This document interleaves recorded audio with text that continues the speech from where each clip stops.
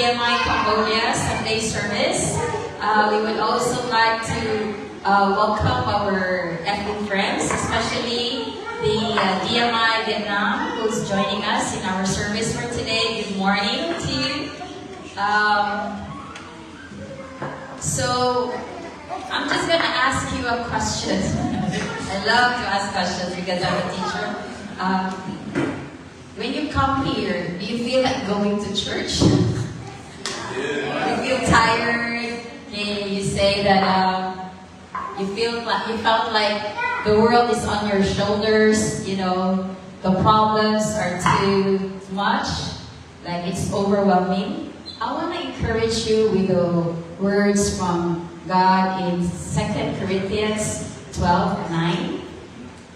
This is Paul, and God is saying to him, "But he said to me, my grace is sufficient for you, for my power is made perfect in weakness. Therefore, I will boast all the more gladly of my weaknesses, so that the power of Christ may rest upon me." So just like Paul, may we delight in our weaknesses. So we think that we are so weak, we cannot fight anymore. We trust God, that God will work in our lives, because in all honesty, we cannot do it on our own. Amen? Amen. And Paul is saying, I delight in my weaknesses all the more, so that the power of God may rest upon me. God looks at the heart. God looks with those hearts that are humble, those hearts who are in humility, in posture to receive Him, to receive His grace. So I pray in the name of Jesus that today you will be encouraged in His word today. Amen. Okay, so let us pray. Father, we welcome your move in our midst, oh God. Lord, we welcome your presence in this place, Lord. For you, O God, Lord, deserves all the glory and all the honor and all the power in the name of Jesus, God. But I pray, Lord, that even, Lord, as we feel our problems are too overwhelming, O God, Lord, the trials that we face, Father, but I pray, Lord, that in our weaknesses, O God, let your power rest upon us, Lord, that we may be able to continue, Father God, in the name of Jesus, Lord, in the name of Jesus. Lord, I ask for your Holy Spirit, Lord, to guide us, to lead us, O Lord, to strengthen us, Father, Lord, to comfort us, Lord, when we need you. In Jesus' name. Lord, I pray, Lord, and as we, Lord, prepare our hearts for this Sunday service, O God, Lord, all the more, Lord, that we will be encouraged, O God, Lord, that you are with us, Lord, and you will never forsake us, Father. Lord, we bring you all the glory and honor that you deserve in this place, O God. In the name of Jesus, Lord, we welcome you. We welcome your move. In Jesus' name, amen. Let's all stand up and worship.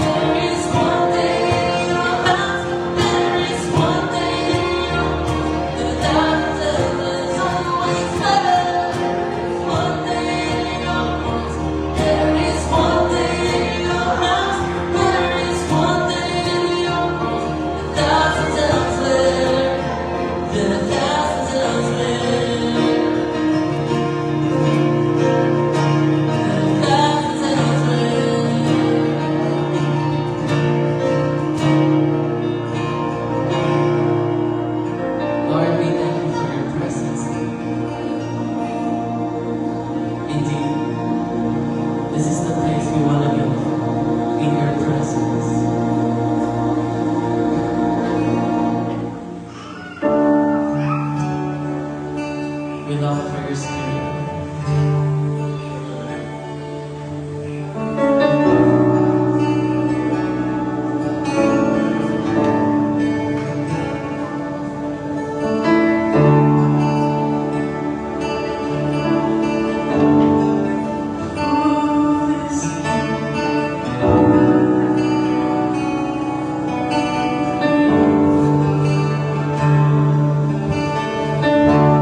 Spirit of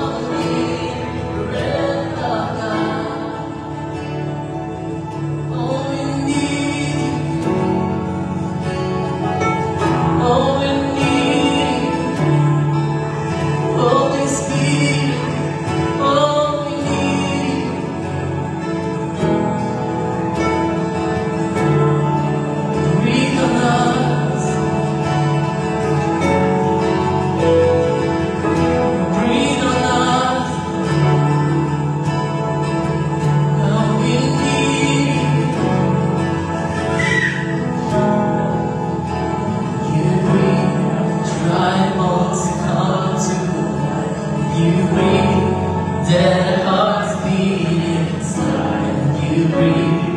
Heaven comes to He changes everything. When you breathe, hope start breaking down. When you breathe, brand new songs pour out. When you breathe, heaven comes to changes everything.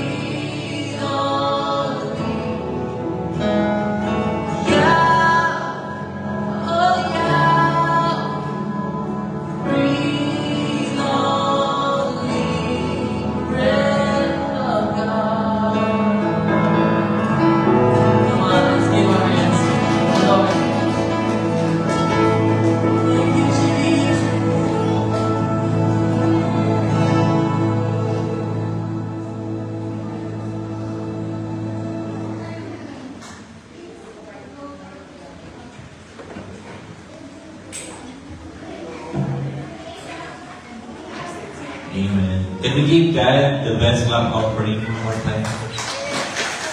Well, let's just honor the Lord. Father, we thank you for this morning. Thank you for your presence. Again, thank you for, Lord, giving us the strength and the opportunity to come together in worship.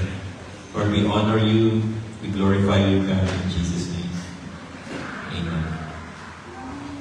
Amen. Good morning. All right. Can you say to the person next to you, it's good to see you this morning. Good to see you this morning. Yes. All right.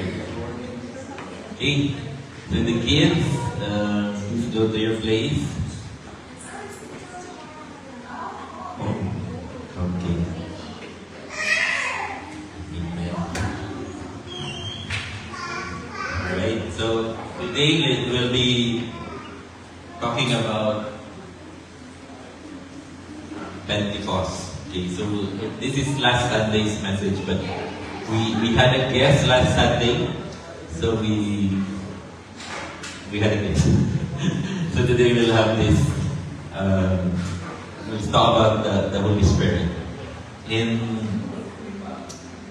it's one of those most important part of the history of Christianity. You know, because without the Holy Spirit, it's impossible for the gospel to spread.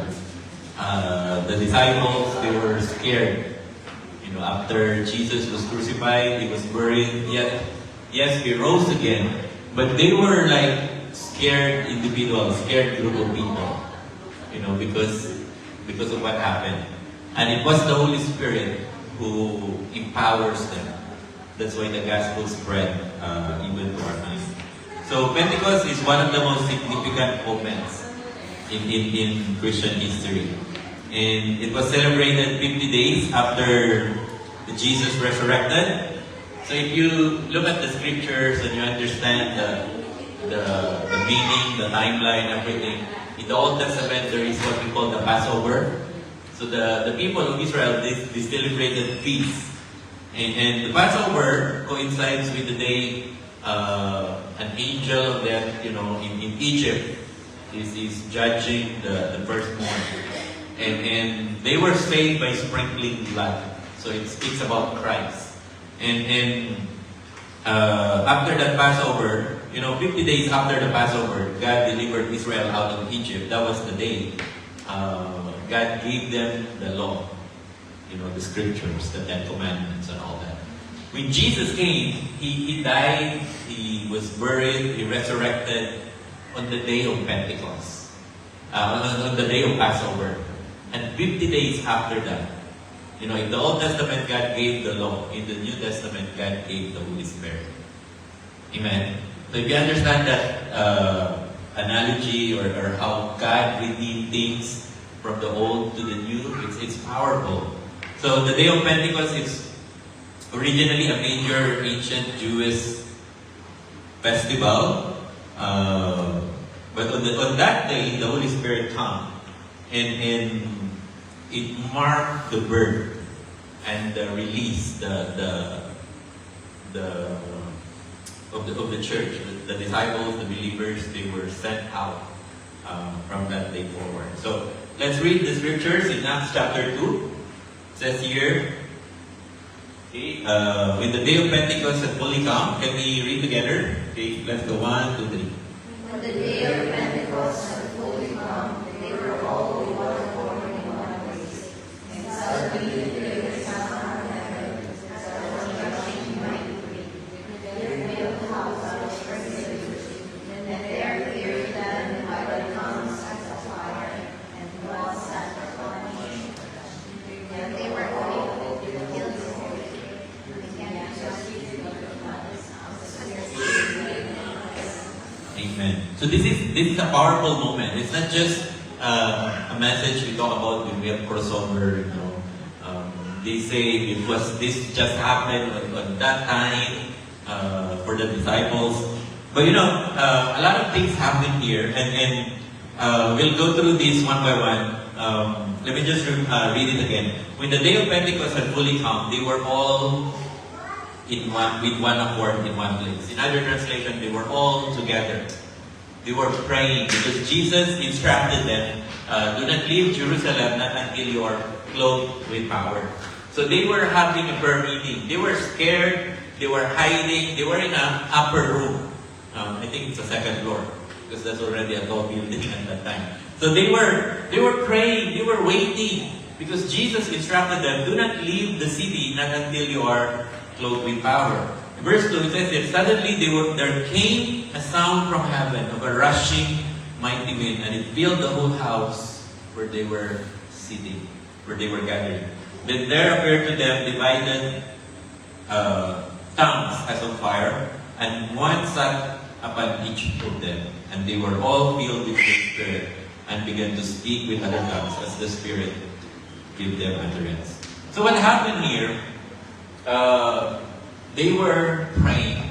There was a promise. Jesus said, I will ask the Father and He will give you another counselor who will be with you. He was speaking of someone who is of the same measure as that of Jesus. Jesus actually said, it is for your advantage that I go. Because if I don't go, the Father will not send the Holy Spirit. But if I go, He will send you the Holy Spirit. So, it happened here that God sent the Holy Spirit. And the Holy Spirit comes, first and foremost, because He empowers believers. He empowers us. Because there is an assignment. God gave the Great Commission to the people. He said, go and make disciples of all nations, beginning in Jerusalem, and Judea, Samaria, and to the ends of the earth. And God spoke to them these promises. But Jesus, before He left, going back to heaven, He said, do not go.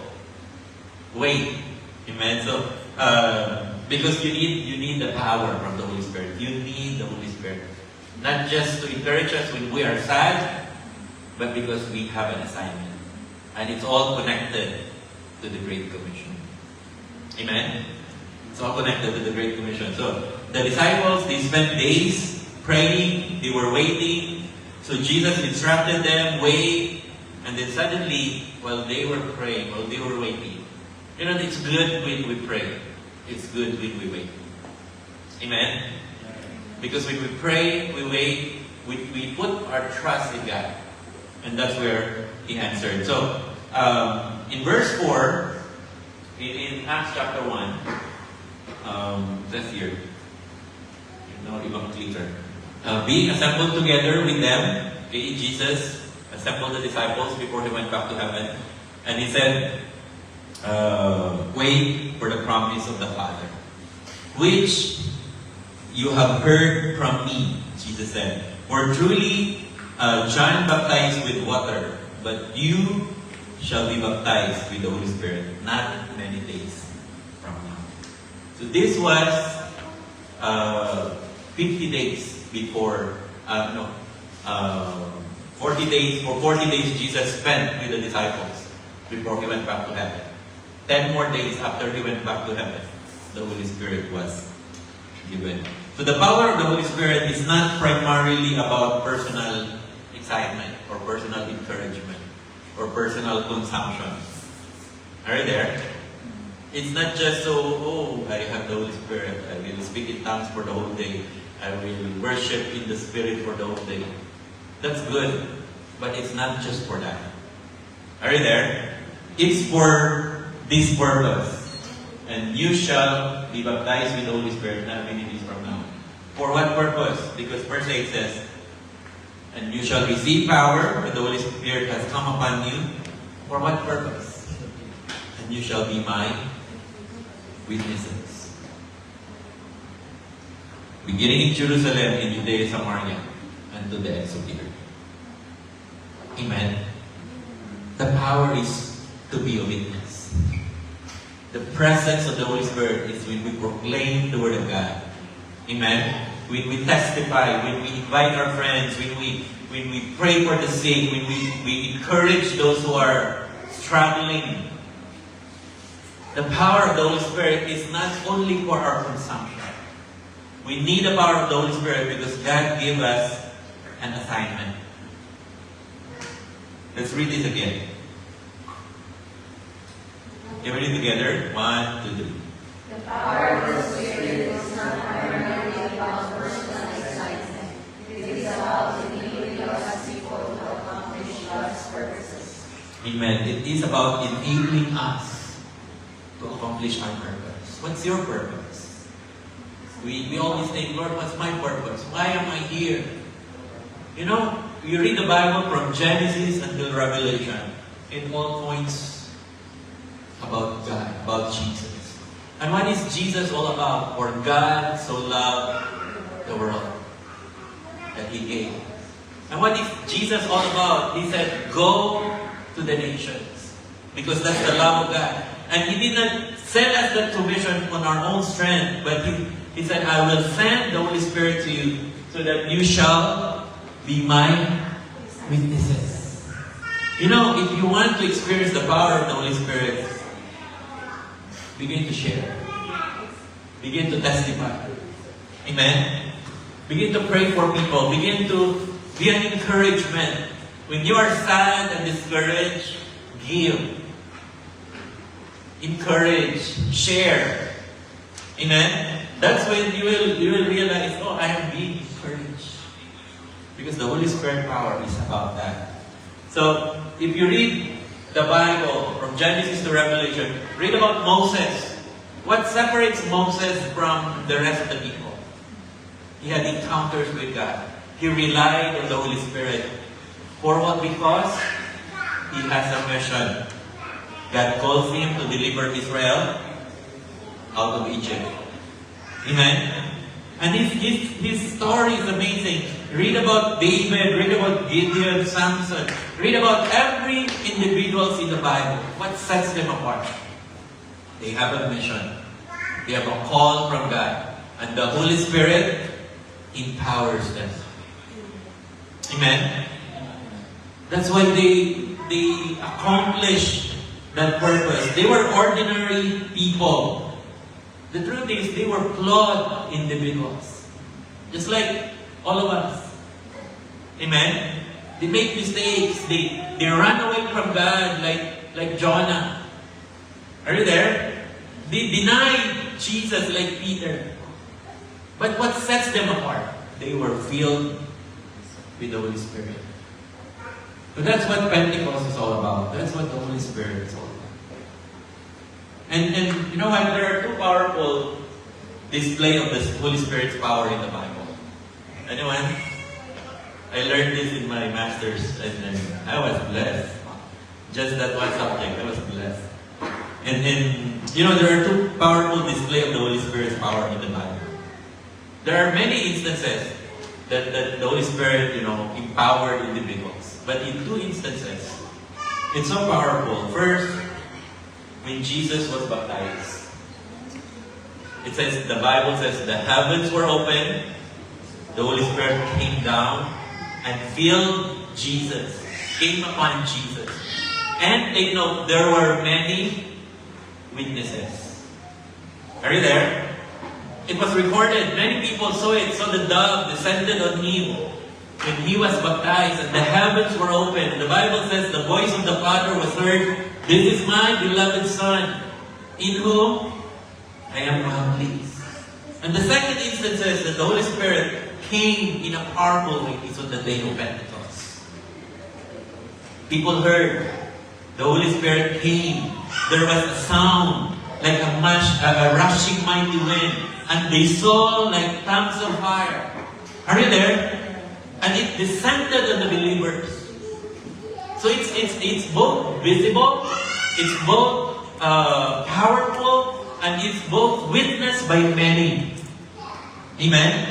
And you know the result? The result of that? In both instances, both Jesus and the believers, the disciples, they were launched into ministry. You know, prior to the coming of the Holy Spirit upon Jesus, He was not preaching intentionally. He was not healing the sick. Are you there? He was not proclaiming about the gospel of the kingdom. He was not doing anything. He was a carpenter's son. He was obedient to his father. He was living his, ordinary life. But when the Holy Spirit came upon him, everything changed. He started to proclaim the gospel of the kingdom. He calls people to repentance. Are you there? He heals the sick. He casts out demons. He rebuked the religious people. He was launched into ministry. The same happened with the believers on the day of Pentecost. Just imagine they studied with Jesus for 3 years and a half. They must have known a lot. Amen. Imagine being taught by Jesus for 3.5 years. You have a lot of knowledge, you have a lot of experience, you see lots of miracles. Imagine. Are you there? But they also witnessed Jesus crucified. They also witnessed Jesus died and buried. They were also scattered. They ran away. Most of them went back to their old life. If Jesus did not call them back, they will not be together and praying and worshiping together. Are you there? They were scattered. But Jesus gathers them. He said, the Holy Spirit will come upon you. So they were not doing anything yet. They were not sharing the gospel. They were not praying. They were for the sake. They were praying for their own, but they were not yet praying for ministry. They were scared group of people. Amen? But on that day, the day of Pentecost, the Holy Spirit came upon them. People saw it. People heard it. They themselves witnessed it. And they were changed. Because the Holy Spirit came upon them. Ordinary believers. They changed the world. Amen. That's powerful. Because from that day forward, the history of the movement of Christianity was birthed. Amen. And that's why we need the Holy Spirit. We need the guidance of the Holy Spirit. We need His power in our lives. We need His empowerment. Don't you think Jesus don't have the Holy Spirit? From the day He was born, from the day He came on earth, He has the Holy Spirit. Are you there? Don't you think the disciples don't have the Holy Spirit when they believe? They have the Holy Spirit. But as Pastor Paul usually say, the Holy Spirit in you is for you. But the Holy Spirit upon you is for others. When the Holy Spirit fills Jesus, He was launched into ministry. He began to proclaim the gospel of the kingdom. When the disciples were filled, the Holy Spirit came upon them. They were baptized with the Holy Spirit. They began to preach. Amen? They began to heal the sick, pray for the sick. They began to cast out demons. They were launched into ministry. And what does that speak to us? If they need the Holy Spirit, how much more us? Amen? Remember your encounter with God. Remember when you were filled by the Spirit. And being filled by the Holy Spirit is not just a one-time thing. It's repeated, go on, time and time again. Because we're here on this body. And we need God. We need the Holy Spirit more and more. Second, when the Holy Spirit came, He unites diverse people. Individuals with different backgrounds. Just imagine the disciples alone. Of course, when Jesus was there, it's easy to gather them because it was Jesus. But when He left, just their personalities alone. Amen? Are you there? That's why in the church, sometimes it's hard to gather if only on our own personalities. But praise God for the Holy Spirit. People from many nations, they heard the gospel in their own language in Acts chapter 2. In verse 1, just here, when the day of Pentecost had fully come, they were all with one accord in one place. They didn't think, okay, let's be united, It was, in verse 5, it says here, and there were dwelling in Jerusalem Jews, devout men from every nation under heaven. Just imagine the timing. And here's the thing. As I mentioned earlier, there are things that happen in the Old Testament that God redeemed in the New Testament. Later we'll go there, but let's read this in verse 8. Let's hear. Let's read together. 1, 2, 3. How is it that we hear your preaching in our own language, In which we were born.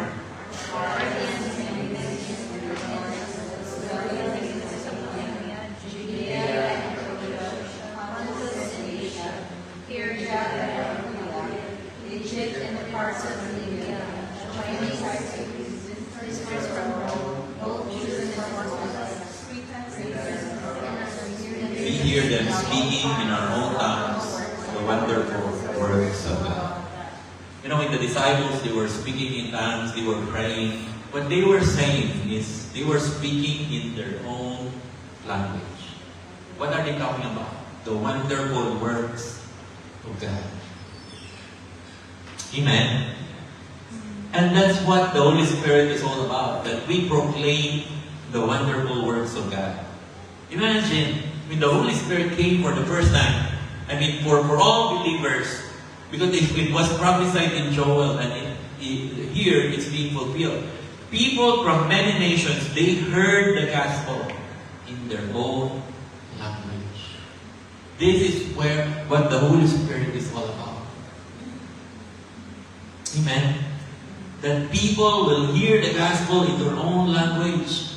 And what was, because in the Old Testament, there was a story where people started to unite, to gather together. Remember, in Babylon, in Babel, they have one language, and they had this one heart, one desire. They said, let us reach God. You remember the story? Maybe in Sunday school it was taught, let us reach God. And so they build a structure. You know, it's not like it can really reach the heaven. Nowadays, there are even taller buildings than what they can build a long, long time ago. But it came from a wrong spirit. It came from pride. It came from, we can be like God. Remember that's the temptation from Adam, to be like God. It was born from self. So what did God do? He confused the language of the people. So from that period in Babylon, they were scattered. Normally, if you don't understand each other, what should you do? You don't relate with each other. Right? So naturally, because there are many languages, they were scattered. So I asked AI to generate an image as a picture of Babylon. But if you can see the people, they were scattering because they have different language. Just having different language doesn't, it means, confusion. It means division. And that's what separates the countries, because it came from a wrong spirit. On the day of Pentecost, the Lord did a reverse thing. He sent the Holy Spirit. And when the Holy Spirit came, the thing that God did is He unites diverse individuals. How are they united? The Bible says from the passage we read, they were united in hearing the wonderful works of God. They heard the gospel. Are you there? And that was impossible on the disciples' strength alone. Imagine 120 believers. They were gathered together. They were praying. And they were speaking in tongues. But tongues in such a way that people understood what they were saying. And what they were saying was they were speaking the wonderful words of God. They were preaching the gospel. That's why the people, they were marveled. They were amazed. How is it that these people, they were all Galileans, yet they spoke in our language? Amen? So what was confused on Babylon on the day of Pentecost, the Lord begins to restore. And even until now, this is one of the primary works of the Holy Spirit. People from many nations They heard the gospel in their own language. What was divided at Babel began to be healed at the day of Pentecost. Amen. That's what Jesus said. It is for your advantage that I go. Because if I go, I will send the Holy Spirit to you. And Jesus said, He will take what is mine. Remember Jesus? He said, everything that I have is from the Father. And then Jesus said, He will take what is mine and He will declare it to you. Beginning in Pentecost, the Holy Spirit begins to declare. And He was declaring the gospel of the kingdom. So what was divided at Babel, it was beginning to be healed at Pentecost. The Spirit creates unity without erasing diversity. Amen. It would be amazing with you. You know, we have a wrong concept of heaven. Heaven is not clouds and bright light and all singing and worshiping. That's not heaven. That's a wrong concept. Read on Revelation 21 and 22. You will hear about the new heaven and the new earth. In Revelation 7:9, the Bible says, And I saw a great multitude from every nation, tribe, and language. They worship before the Lamb. Just imagine the diversity. Are you there? And since the Holy Spirit restores what was lost, when they worship in African or in African language, they worship in English or in Chinese. I don't know, it's just my imagination. Maybe we can understand it. Would it be amazing to understand worship in Chinese, worship in this language or that language? Amen. And that's what the Holy Spirit does. The Spirit creates unity without erasing diversity. If you look at the early church in Antioch, they were not just Greeks who are people there. There were Jews in Antioch. There were Africans worshiping in Antioch. The early church. It's a multicultural church. You know, when the Spirit came in the house of Cornelius, he was a Gentile. It's not just to the Jew. And when the Holy Spirit, through the ministry of Paul, they go from many different churches, different people group. The Bible says, in all regions of Asia. Amen? That's why, when we go back to, why do we have the Holy Spirit? Why does God send the Holy Spirit? Because there is a mission. Because the Holy Spirit wants to unite God's people. Amen? Third, the Holy Spirit fulfills the promises of God. You know, let's not forget, the Father is in heaven. Jesus is seated at the right hand of the Father. Who is with us? It's the Holy Spirit. A lot of us, we don't know Him. We know a little bit about Him. A lot of us, we don't talk to Him. Because we're scared. You know, let's go deep to the Scriptures. Let's study the Scriptures. In Joel chapter 2, 28 to 29, the Bible promises, the Bible said, It shall come to pass that in the last days, I will pour out my Spirit in all flesh. Here's the thing. Can you touch your hand? Is there flesh in there? So is this promise for you? Amen? It shall come to pass in the last days, says God, that I will pour out my Spirit on all flesh. Your sons, your daughters will prophesy. Your young men will see visions. Your old men shall see dreams. Who are dreaming here? Yes, I know. That's always a joke, but it's Amen. Your young men shall see visions, your old men shall dream dreams, and on my men servants and on my maid servants I will pour out my Spirit in those days, and they shall prophesy. What is prophecy? Prophecy is foretelling or foretelling. You declare the wonders of God. You proclaim. Just like what the early believers did unknowingly in Acts chapter 2. In different language, they were speaking in different language and they were proclaiming the wonderful works of God, they were prophesying. They were proclaiming the gospel. It's more than just, what's that, fortune telling? No, it's not. Prophecy is not fortune telling. It's not just prophesying of the doom and gloom in the future. That some might be called to do that. But in general, when God spoke here, all my manservant and my maidservant, the Lord said, I will pour out my spirit. It's what happened in Acts 2. They were declaring the wonderful works of God. Amen. So it's not only for pastors or leaders, it's for everyone. As long as you have flesh. Do you have flesh? Amen. Here's the challenge for us.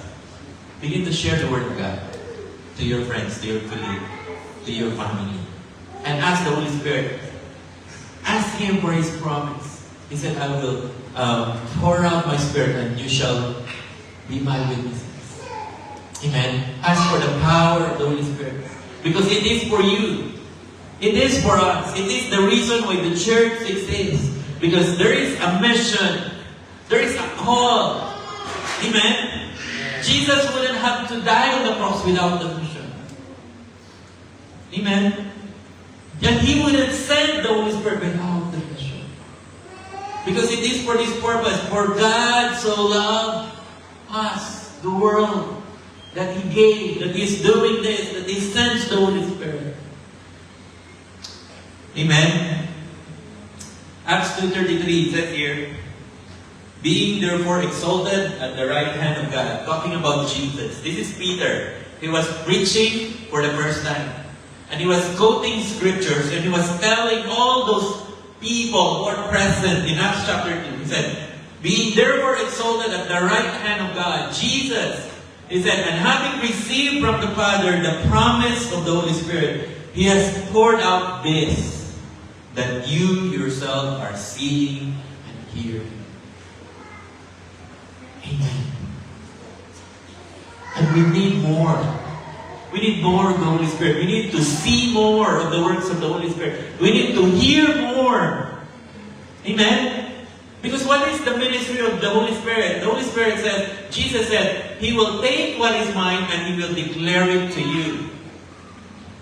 What does belong to Jesus? Jesus said, I only do what I see my Father doing. I only speak what I hear my Father is saying. The Holy Spirit is not doing things on His own. He is taking what is in Jesus. And what is in Jesus is what is with the Father. And that's what we need. The very reason why a lot of Christians are confused or not living a life in obedience to the Great Commission is we don't relate to the Holy Spirit. Because it is the Holy Spirit who reveals. It is the Holy Spirit who does. It is the Holy Spirit who reminds. Amen? Yeah. That's why Peter, in all boldness, he said here, he was poured out this that you yourselves are seeing. A lot of people are not seeing. A lot of people are not hearing. Because a lot of believers are not going. Amen? That's the challenge. That's the invitation. As far as the Holy Spirit is concerned, He desires to fulfill the promises of God. And the promises of God are amazing. If you read the scriptures, it's so life-giving, it's powerful. If there is death, there's life. If there's brokenness, there's healing, there's wholeness. If there's sickness, there's healing. But it's not being received because a lot of the people of God are not obeying, are not responding to the invitation, to the call of the Holy Spirit. That's why we go to number 4. The Holy Spirit produces bold witness. Just imagine Peter. Who is Peter? Peter is the leader of the disciples, right? He was like the first honor. Jesus was walking on water. Peter would say, Lord, call me. He walks on water.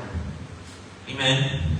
He saw Elijah and Moses reflected with Jesus. He said, Lord, let's build a temple here. And then Jesus said, he washed the disciples' feet. And then Peter said, Lord, wash me also, not just my feet, but my whole body. Amen?